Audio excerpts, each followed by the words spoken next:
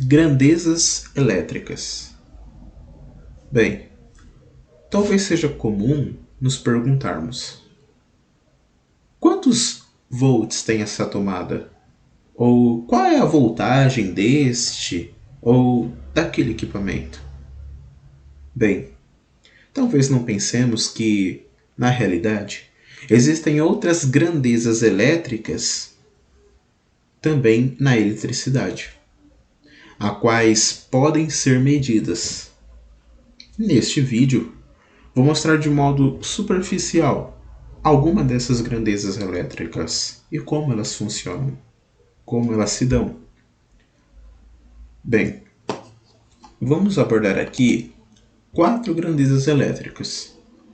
São elas: a tensão elétrica, a corrente elétrica, a potência elétrica e a resistência elétrica. Vale lembrar que também existem outras grandezas elétricas que podem, no caso, ser medidas. Mas precisamos antes ter uma compreensão breve sobre o átomo, que é fundamental para a compreensão das grandezas elétricas. Bem, do que se dá um átomo? Um átomo é do que se consiste a matéria, a superfície das coisas que estão ao nosso redor. Há átomos e há uma composição desses átomos. Bem, como está sendo representado aqui, podemos pensar aqui. No centro desse átomo, ou seja, no núcleo dele, há os prótons, que são cargas positivas, e os nêutrons, que não há carga. E ao redor do núcleo, nessa parte aqui ao redor, chamada eletrosfera, encontramos as cargas negativas, que são chamados elétrons. Com isso, nós chegamos na primeira grandeza elétrica, a tensão elétrica, ou também chamada de diferença de potencial, o DDP. Do que isso se dá? Bem, vejamos só nessa figura que está sendo mostrado. Na eletrosfera, podemos ver aqui um elétron caminhando sozinho. E a eletricidade se dá pela movimentação dos elétrons.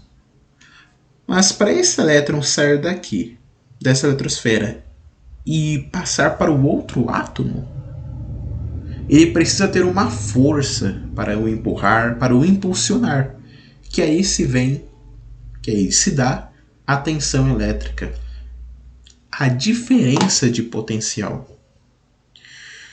Por que diferença de potencial de quê? A Terra, ela é a referência zero para a tensão elétrica. Quando encontramos outra tensão que não é o zero da Terra, nós chegamos aí a ter uma diferença do potencial da Terra, os 0 volts. Então, quando nós temos essa diferença, nós conseguimos impulsionar elétrons. E ao impulsionar esses elétrons, nós vamos chegar aí, à eletricidade.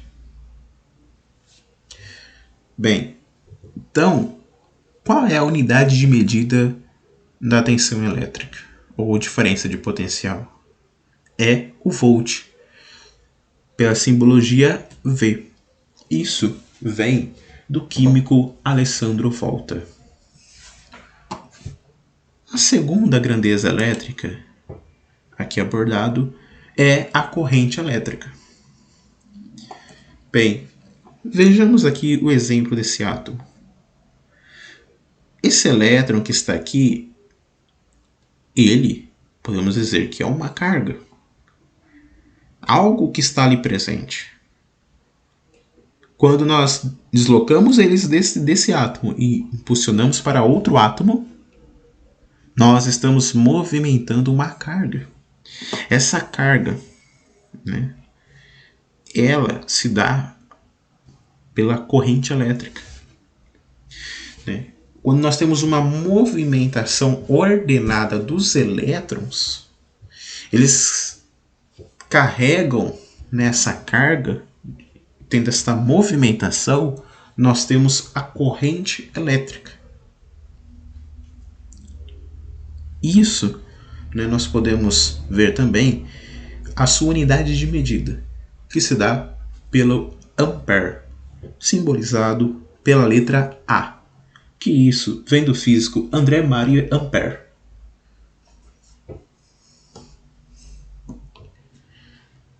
Próxima grandeza elétrica é a potência elétrica. Bem, o que isso quer dizer? Veja, nós estamos até agora tendo uma força que impulsiona o elétron que está aqui. Nós temos a movimentação desse elétron, uma carga sendo transferida, ou seja, a corrente elétrica. E isso tudo é capaz de realizar um trabalho. Mas o quão capaz essa força que está sendo impulsionado e essa movimentação de elétron é capaz de fazer? Bem, aí nós medimos isso dando a grandeza de potência elétrica. Então a potência é isso. Quão capaz isso é para a realização de um trabalho? Quão isso aguenta? Quão isso pode fazer? Então nós podemos conferir que normalmente, né, equipamentos elétricos que têm mais potência elétrica, mais watts, ele vai realizar um trabalho maior que um que contém menor, né?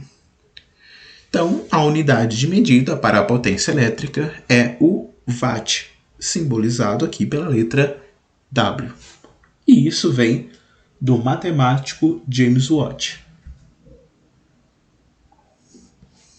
Indo para a próxima grandeza elétrica, nós temos a resistência elétrica. Pois não poderia ser tão fácil para um elétron se movimentar de um átomo para o outro tão facilmente. Não. Há uma barreira a ser vencida, há uma dificuldade para a movimentação do elétron. Com isso, nós temos algo que pode ser medido. Isso que está dificultando a passagem do elétron, que é, então, a resistência elétrica. A resistência elétrica é a oposição à passagem de corrente elétrica. É o que está ali segurando que o elétron não se movimente, que o elétron não se desloque, né, para a sua movimentação da corrente elétrica. Então, essa barreira que a corrente elétrica tende a enfrentar, tende a passar, é a resistência elétrica. Se ela não conseguir, né, vencer essa barreira, então fica difícil para a corrente elétrica circular.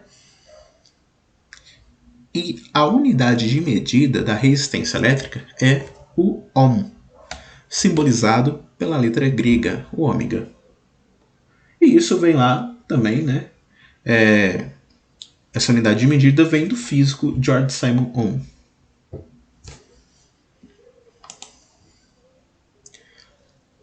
O cano de água. O que isso quer dizer? Bem, vou dar aqui um exemplo do cano de água para tentar exemplificar o que vimos até agora. Bem, imagine um cano de água. O cano de água, ele precisa de uma força para que a água se movimente. Pense, se pegarmos um copo de água e virarmos ele para baixo, a água vai cair. Porque ela está em uma diferença do potencial em relação à Terra. Então, ela vai se movimentar. Ou seja, ela vai ser impulsionada por esta diferença. Então, simbolizando isso, nós podemos dizer aqui, de modo para exemplificar, que em um cano de água, a força que movimenta que a água passe pelo cano, que está empurrando a água para ela circular, é a tensão elétrica, os volts. E a quantidade de água que está passando no cano, está passando muita água ou pouca água naquele cano, ou seja, a carga é a corrente elétrica. Né? O quão de água está passando, circulando por esse cano. Passando muita água ou pouca água? É a corrente elétrica. Né?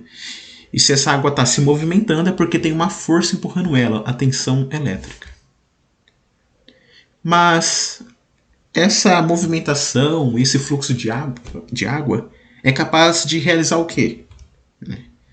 O quão trabalho isso é capaz de realizar? Então aí nós temos a potência elétrica. O quão eu posso fazer de atividade com essa água que eu estou tendo. Talvez eu não possa fazer muita coisa porque tenho pouca pressão, tenho pouca tensão elétrica. Então minha potência é baixa. Mas se tiver uma força, uma pressão maior no cano, se eu tiver uma força empurrando mais essa água, se eu tiver um fluxo maior de água, então eu posso ter uma potência elétrica maior, de uma força para realizar mais trabalho com isso. Mas lembra, não pode ser tão fácil. Então, temos a resistência elétrica. Bem, em tubulações nós vamos ter curvas, vamos ter junções. E essas curvas são barreiras que a água tem que enfrentar para ela passar ali. Então, esses obstáculos ali no cano, essas curvas, podemos simbolizar aqui como sendo a resistência elétrica para a passagem desse fluxo, passagem dessa corrente, dessa tensão elétrica. Que tudo isso vai resultar ali numa potência elétrica, seja ela pouca ou muita, né? Dependendo, sim, da atividade a ser realizada. Agradeço você que esteve aqui presente e ouvindo um pouco, né, sobre algumas grandezas elétricas.